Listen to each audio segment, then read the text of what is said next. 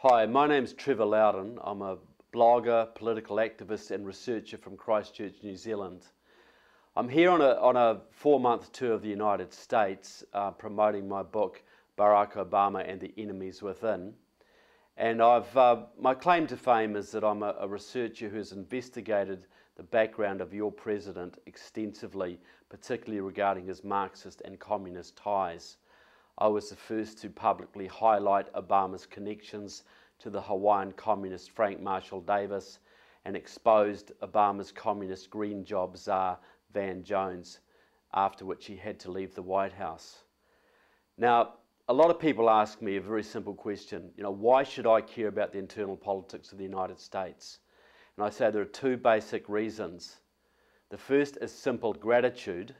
My country is only free, was only saved in World War II because of the huge sacrifice of your fathers and grandfathers and uncles in the battles of Guadalcanal, the Coral Sea and Midway.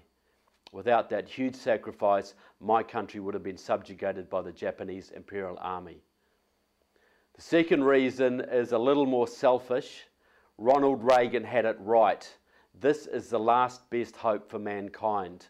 If freedom fails in the United States of America, it fails in every corner of the globe. Basically, if you lose your military superiority, you lose your world leadership. The Russians, the Chinese, the Iranians, the Cubans, the North Koreans, the Nicaraguans, Venezuelans, Cubans, and all of their allies will carve up this globe amongst themselves. Now, I live way down the bottom of the South Pacific. A lot of people email me and they say, look, if Obama gets back in again, can we come and live in New Zealand? And I say, look, it's a wonderful country, you'll enjoy it, but really there is nowhere to run now. Just 1,500 miles to the north of my country lie the beautiful Fijian Islands. Great tourist destination, but they now have a Marxist government. The Chinese are training the Fijian military and building big hydroelectric dams on the islands. Fiji is basically now a Chinese client state. Just a few months ago, the Australian Minister of Defence was up in China and a top Chinese official embarrassed him publicly. He said, now is the time for Australia to choose. Do you stay under American protection or do you come under Chinese protection? And that is the kind of offer, the kind of protection that Tony Soprano would offer you. And this would not have happened under Reagan or under Bush or even under Clinton, but it's happening now because the bad guys of the world are getting bolder and bolder because of the leadership they see coming out of your White House. And all around the world, your allies from Israel to Australia to New Zealand to Taiwan to Japan are very, very concerned because they see that your president seems to love the bad guys more than he loves them. And this is creating a huge amount of instability around the globe. It's a huge, people are looking to make new alliances, looking to see which bully they have to curry favour with, because they see that the United States is no longer a dependable ally. And that's a very, very serious situation as far as world liberty goes. Most Americans focus on the economy. They focus on their own country, and that's very, very understandable. But there's a big world power play in action right now. And I'd like to go back to 1984 to give an example of exactly how the enemies of the United States can work. Now, in my country, in that year, we elected a socialist Labour government. And one of the very first things they did was to enact legislation banning nuclear warships from our harbours. Now, as you guys were the only people sending warships to our harbours, that killed overnight the Australia-New Zealand-United States military alliance. ANZUS, stone cold dead, and it hasn't been revived to this day. Now, how would it happen at the height of the Cold War that a pro-American, pro-Western country like New Zealand could so willingly turn its back on the Western alliance? Well, a few years after this event, I had the pleasure of interviewing over several months a New Zealander who had infiltrated the local Communist Party for our security intelligence services, the equivalent of the American FBI. The man was a government spy inside the Communist Party. And in 1983, he was given the greatest honour any communist could enjoy. He was sent to Moscow to train at Lenin's Institute for Higher Learning in Leningradsky Prospect. Now this was a huge place, 3,500 students at any one time, many of them on 7-year courses, some of them with one-to-one tutelage. This was the training ground, the academy for the future world communist leadership. There were people there from Sri Lanka and the Philippines and Thailand and Luxembourg and Italy and Greece. Virtually every country was represented except for one, and it was the main enemy itself, the United States of America. And the only reason there were no Americans there was at some point your government had told the Soviets that were any Americans caught training at that institute, there would be war. And the Soviets respected that. But what they would do, they would train Canadians or Mexicans or New Zealanders in the doctrines they wanted promoted, and those people would go and train the American communists. But anyway, my friend sat down in a room with the other 3 members of his delegation, with members of the KGB and tutors from the Institute. And they had a plan, a very important plan, because this was a time of the massive anti-nuclear marches through Europe. Hundreds of thousands of people were marching for peace, against NATO, against the nuclear umbrella over Europe. And there was a real fear in some circles that NATO, the North Atlantic Treaty Organization, which America was the linchpin of and still is today, there were real fears it might break up. And the Soviets were, of course, funding these peace marches, funding the local communist parties that organized them, because they wanted NATO to break up so that they could dominate Europe.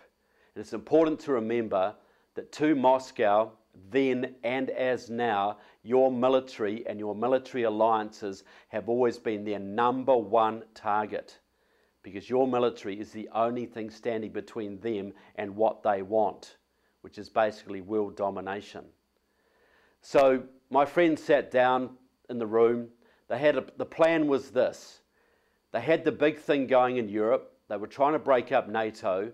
But they thought, well, how about we break away another country from the Western Alliance, somewhere outside of Europe, and the psychological and propaganda impact of that will spur on the peace movement in Europe and lead to the destruction of NATO. So the plan was this. They picked on New Zealand because we were small, socially liberal, progressive, and the communists were very, very strong in our labour movement. They controlled our peace movement, and they had infiltrated our Labour Party, our ruling party at the time. So they knew they had to sell this as, they couldn't really sell this as an anti-American thing because most New Zealanders were very pro-American. So this had to be a patriotic New Zealand thing. This had to be Kiwis standing up for peace, Kiwis standing against the nuclear arms race, New Zealanders striking an independent foreign policy, all chest-thumping, patriotic stuff. So they worked out the slogans, they worked out the psychology, and the small delegation left Moscow, returned to New Zealand. They had secret meetings with the New Zealand Labour Party, with the peace movement, with the labour unions, and they mounted a campaign, a big campaign, and in a few short months, that legislation was in front of our Parliament, it was passed, and our alliance with America was killed stone cold dead. Just like that. And I will tell you now that if you ever talk to any New Zealander, most of them about our anti-nuclear stand of 1984, which is still in existence today, even the Conservatives don't dare to overturn it. Most New Zealanders will puff out their chests with pride, and they'll say, yeah, we did it. We stood against the nuclear arms race. We stood up for peace. And they'll be so proud. And hardly one of them in 4 million people would have any idea that those policies they're so proud of, that they trumpet so loudly, were designed in Moscow by the KGB at Lenin's Institute for Higher Learning. That is how a whole nation can be duped by policies enacted by a foreign power, directed in a subtle and intelligent way. A whole nation can be led down the wrong path. And that is what happened to my country, and it is exactly what is happening to your country and many facets today. So why is this relevant to the United States?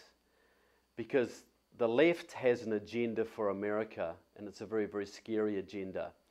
And I want to build up a little bit of background to this. Now, Mr. Obama has a background in the hard left. He's basically a red diaper baby who was brought up in the Marxist movement his entire life. The first significant mentor to Barack Obama was, of course, a man called Frank Marshall Davis. Frank Marshall Davis started out as a Communist Party member in Chicago in the 1940s, very, very up in the Chicago left. He was a journalist, a poet, a jazz critic, a writer, and it was a very dynamic movement at the time.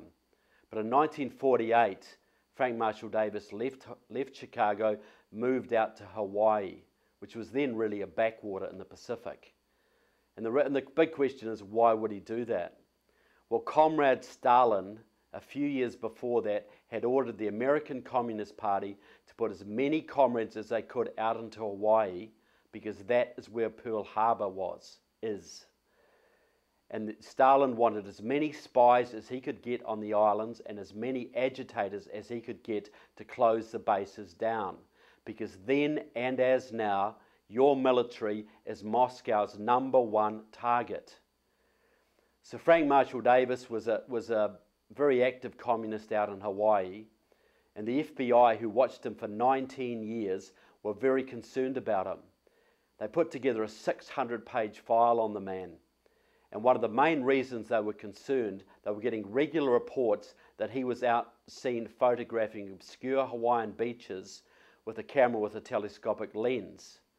And I think they suspected military espionage because they put Frank Marshall Davis on Security Index A, which was reserved for only the most dangerous communists and meant that had war ever broken out with the Soviet Union, Mr. Davis could have been arrested that very day.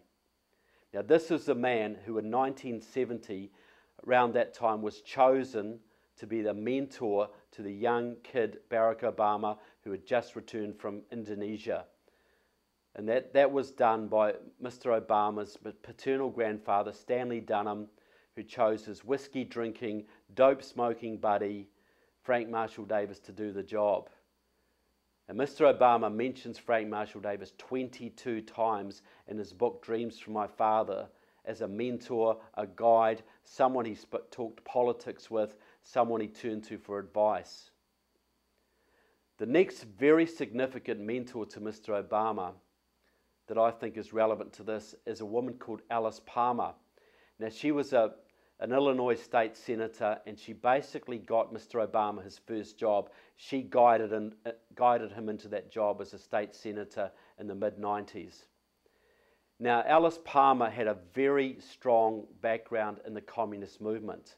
She was involved with the World Peace Council, which was the Soviet Union's #1 international front. The Soviets put billions of rubles into this. It was designed, and it still exists by the way, it was designed to agitate against your military. The big job was to propagandize against your military alliances around the world, against Star Wars, against any weapons system that might give the United States superiority over its enemies. It was their #1 political front, international propaganda front, and Alice Palmer was heavily involved in it. She was also involved in the United States affiliate, the US Peace Council, as an executive member. Alice Palmer also ran a network of black communist journalists in the United States called the Black Press Institute, and she took several of these people in 1985 for a trip to the Soviet Union, East Germany, and communist Czechoslovakia. She was also in Moscow in 1986 covering that year's annual conference of the Communist Party of the Soviet Union, and was in the same year elected as North American Vice President of the International Organization of Journalists, a bona fide Soviet front. So Alice Palmer, the woman who got Obama his first job in politics, was effectively a Soviet agent of influence. So you've got Frank Marshall Davis, communist, possible Soviet spy; Alice Palmer, Democrat, definite Soviet agent of influence, both of them involved in anti-military activities on behalf of the Communist Party or the Soviet Union. You go forward, people around Obama today, Valerie Jarrett, his closest advisor, his most trusted friend. Her whole family was involved in some aspect of the far-left radical movement. Her paternal grandfather was Robert Taylor, first black head of the Chicago Housing Authority, was affiliated in 1940 with the American Peace Mobilization. And that was the Communist Party's main front at the time, and their job was to try and keep your troops out of World War II. They were agitating actively to keep America out of Europe. And the reason for that was simple, because at that time the Soviet Union was still allied to Nazi Germany, and Stalin had ordered the American communists to keep you guys out of Europe to allow Hitler to finish the job of invading Europe.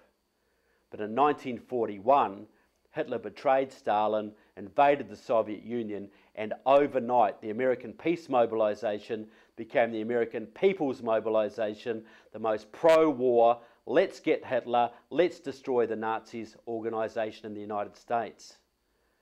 And Robert Taylor was involved with that alongside a man called Frank Marshall Davis. On the other side of Valerie Jarrett's family was a man called Vernon Jarrett, her late father-in-law. Now, the last thing he did before he died of cancer in 2004, he was a very prominent Chicago journalist. He issued a call to the black population of Chicago to get out and vote for Mr. Obama in that year's Senate primaries. But if you go back to 1946, Vernon Jarrett was serving on the Illinois State Executive of American Youth for Democracy. American Youth for Democracy was the youth wing of the Communist Party USA. Go forward to 1948. Vernon Jarrett was serving on the Packing House Workers Strike Committee, Publicity Committee. The Packing House Workers were a communist labour union out on strike, and Vernon Jarrett was writing their press releases and propaganda. And on that tiny Publicity Committee with Vernon Jarrett served a man called Frank Marshall Davis. So basically, the two most powerful people in America, Barack Obama and his chief advisor Valerie Jarrett, can both trace their political lineage back to the Chicago Communist Party of the 1940s, and specifically to Frank Marshall Davis. Now, interestingly, there's another connection to Frank Marshall Davis. Frank Marshall Davis was a member, an active supporter of the American Committee for the Protection of Foreign-Born, Communist Party's main front. And he was active in that right up to the late 1970s. Now, on that same, another supporter of that organisation listed two names below Frank Marshall Davis on their list of endorsers was a man called Hugh DeLacy. Now, Hugh DeLacy was involved in the American Peace Mobilization in the 1940s. He was a top member of that. He was also a Democrat congressman out of Washington State. But for many, many years, from the 1940s up to the 1970s at least, he was a secret card-carrying member of the Communist Party USA. Now, he ended up settling in Santa Cruz, California. And he had a very good friend in Santa Cruz, the local congressman. And that congressman was Leon Panetta, who is now your Secretary of Defense. And the Panettas and the DeLacys were very good friends. They had parties at each other's houses. When Panetta died, when Hugh DeLacy died in 1986, 4 people read eulogies to him at his memorial service. One of them was Leon Panetta, and the other 3 were all members of a Marxist organization called Democratic Socialists of America. Now, Leon Panetta and Hugh DeLacy had a whole series of correspondence going, went for about 9 or 10 years, and it was all about opposing Reagan's policies of containing communism in Latin America, opposing Star Wars, cutting back the US military. It was all peacenik, anti-military stuff. That was the whole tenor of the conversation. But Hugh DeLacy had some very interesting contacts. He was a close friend of a man called John Stuart Service. Now, basically, John Stuart Service had been a member of the Amerasia Soviet spy ring of the 1940s, the people who had worked with your State Department to tilt US foreign policy in favour of the Chinese communists, basically betrayed China to the communists. In 1975, Hugh de Lacy, with the connivance of John Stuart Service, was given a free month-long trip to communist China. And while he was there, he met with two American expatriates, Frank Coe and Solomon Adler. Frank Coe was working as a propagandist for the Chinese government, also a member of the Amerasia Soviet spy ring. Solomon Adler was another member of the Amerasia Soviet spy ring, and at that time was a serving advisor to the Chinese intelligence services, a live Chinese spy. Back in the United States, Hugh de Lacy was also corresponding with Don Wheeler, a communist out of Washington State, a former member of the Silver Master KGB spy ring in Washington, D.C. of the 1940s. He's also corresponding with Victor Perlo, a communist out of Connecticut, another former member of the Silver Master KGB spy ring. So this friend, very close friend of Leon Panetta's, was basically in contact with 5 former Soviet KGB agents, one of whom was still a live Chinese spy. And this was the man who was best friends for many years with your current Secretary of Defense. Now that brings me to the real agenda of the left. The real agenda of the left in this country is basically to destroy your military. That is what this is all about. And this has been going on for some time now.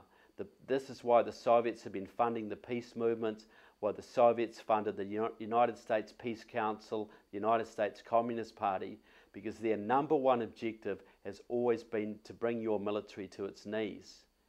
And now you have a situation in the United States where your Commander-in-Chief, Mr. Obama, is working with your Secretary of Defense, Leon Panetta, to slash your military budget to ribbons.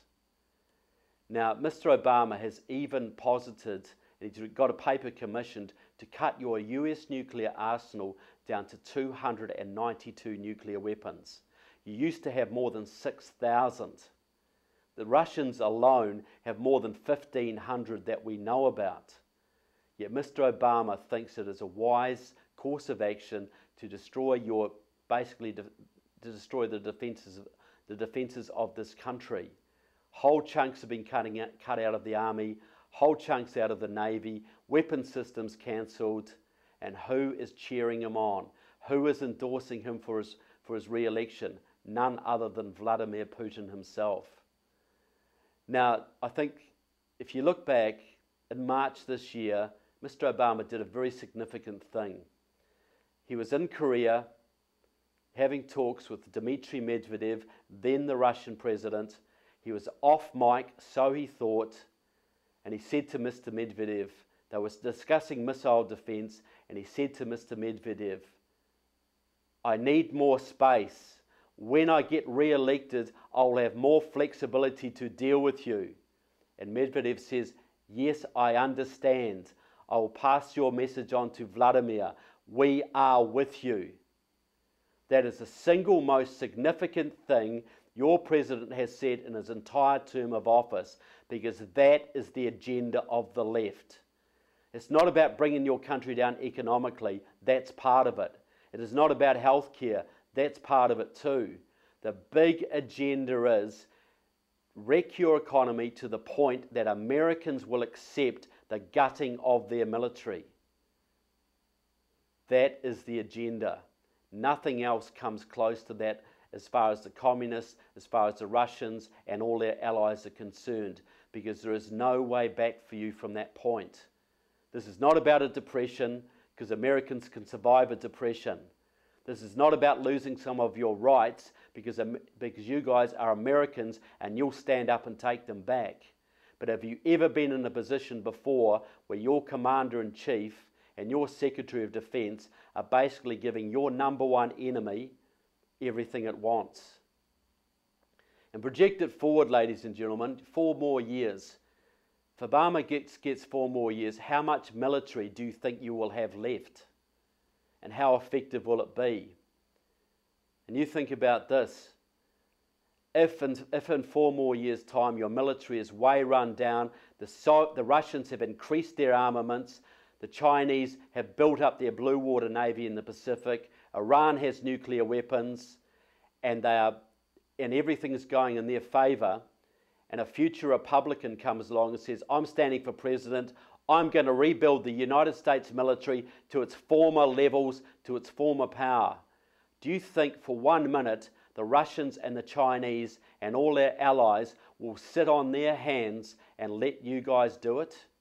Do you think when they've got you exactly where they want you, that they would for 1 minute entertain letting you rebuild your military might? So this is really no way back. There's really no way back from this, folks. This is either get rid of this president and restore your military, or allow this man to destroy your military capability, your ability to defend your country and defend your allies, taking you to a point where there is no return.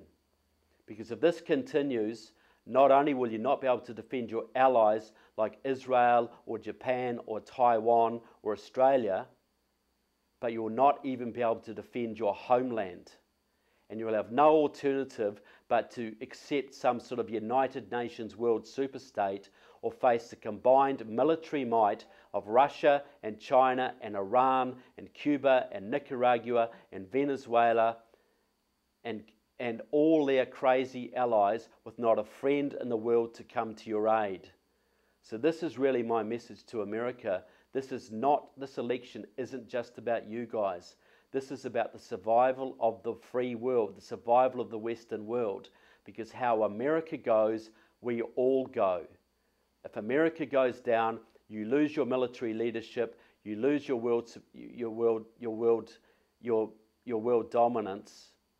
The bad guys are going to take over, and there will be nowhere left to run. China will dominate the Pacific, Russia will dominate Europe, China will also dominate Africa, Iran will dominate the Middle East, and there will be no safe havens left. And if some people in the world think, you know, a world led by America isn't so hot, well, a world led by Russia or China will be a whole different ball game, and I think the consequences of that would be quite horrific. So my message is basically, this election really, about more than anything else, is America going to go down the path of peace through security, or is it going to go down the path of war and possible destruction by gutting your military? That is the alternative, and that is America's survival at stake, and it's the survival of the whole Western world. So I urge every American to consider that when they go to the ballots this November.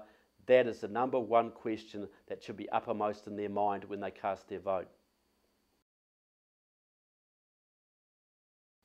I'm here as a New Zealander because I'm concerned about the United States and the direction it's going and the implications for the whole free world, including my country.